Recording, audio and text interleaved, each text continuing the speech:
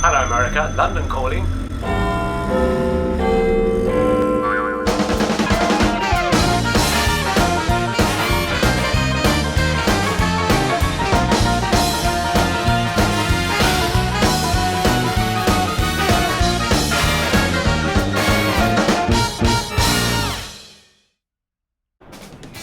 Shh, listen.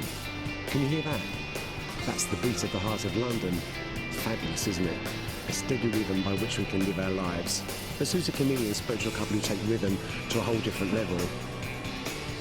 Can you hear the drums, Fernando? Thanks, Jeff. So today I'm here with the creator and frontman of tribal punk outfit, Jesus Hooligan, Steve. Hello, Steve. Hello. And his lovely wife, Karen. Hi, Karen. Hello. Thank you for being here with us today. Thank you very much. To talk about Jesus Hooligan. So, I mean, where did it all begin for Jesus Hooligan? I mean, how was this completely unique project formed? I've always sung in punk bands, and that went on for years. And then I got ill and couldn't sing live anymore, so just started doing my own stuff with like noises stuff like. So I mean, I lived on a farm, so there was tractors, stuff like that going off. Believe it or not, gates, chains, things like that. And that's Awesome. being a builder as well. There was angle grinders involved, and it just sort of grew from there. I'll be at work drilling things or cutting things up with an angle grinder, and I'll be singing my head off. So I thought, you know, or cleaning wheelbarrows out with hammers, and I'd start singing, and it just sort of started from there. So speaking of how you've grown, Jesus Hooligan has grown into something that encourages everyone to join in the form of your famous drum circles that are now seen at mostly at your outdoor festival appearances or wherever can accommodate you really. Yeah. Why do you think that people have responded so positively to this? You know, I don't know. I think a lot of it's a tribal thing where. That's it. It's Tapping into that primitive instinct. Most definitely. I mean, me and the wife, we were sort of brought up on farms. I've known her since I was 8, and we met round a fire. And it's sort of, it's, you know, I suppose it's in us.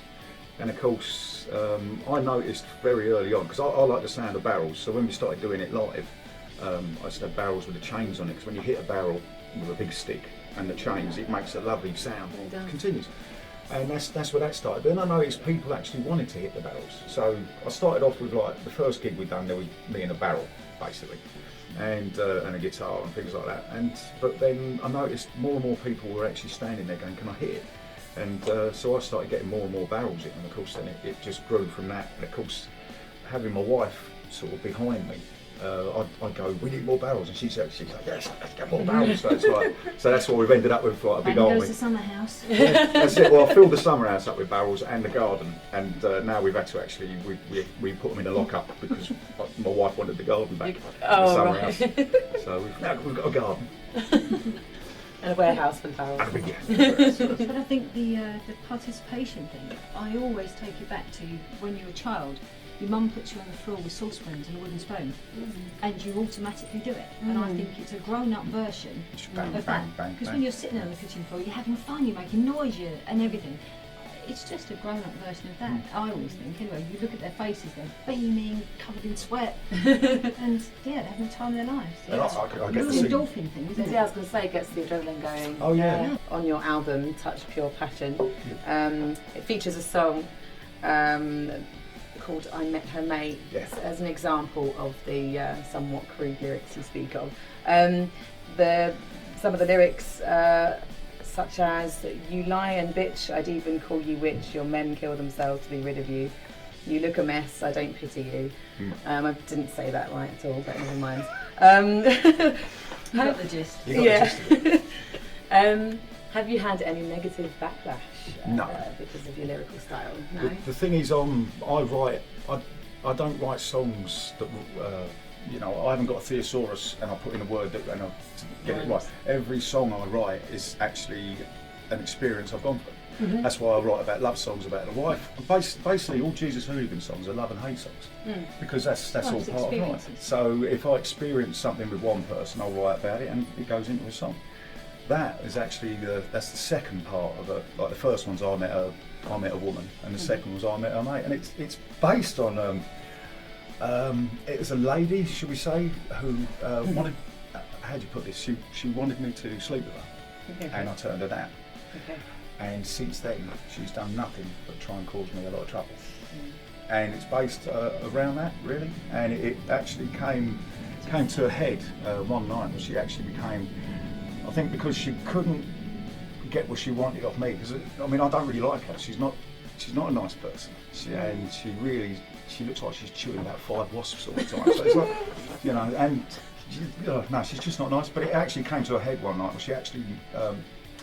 She spent very vocal and very vicious, and I remember, of course, I wasn't retaliating because she's meant to be a woman and I'm meant to be a bloke, so I'm sitting there taking all the abuse, and I just noticed the shape of her body, and that's where the song came. The first word that went through my head was, "You've got the body shape of a Weetabix," and that's basically where the song started. Every time she spoke at me, it didn't smell good, so you've got the breath of a whore, which is not. I mean, they're not nice lyrics. But she's not a nice person. She's not a very nice lady. You need to get that out somehow. If you feel like you can't, retaliate with abuse back because you want to be a gent, then use your music. That's what a lot of people do. So, and as I say, everything I write about is of personal experiences, and I actually stand by every song because I don't write songs. I won't write a song that means nothing. I don't actually understand that. There's so many bands out there that've got albums full of songs. And if you actually say, well, what does that mean? It's just empty. There's nothing. Yeah, rhymes with something. Yeah, and they'll just work it from there. No, I don't want to do that. I'd rather sing about, personal experiences that make it in a completely unique way. Well, then you've got the passion behind it because you know what each song means. That's it for this week. Back to you in the studios, Arden.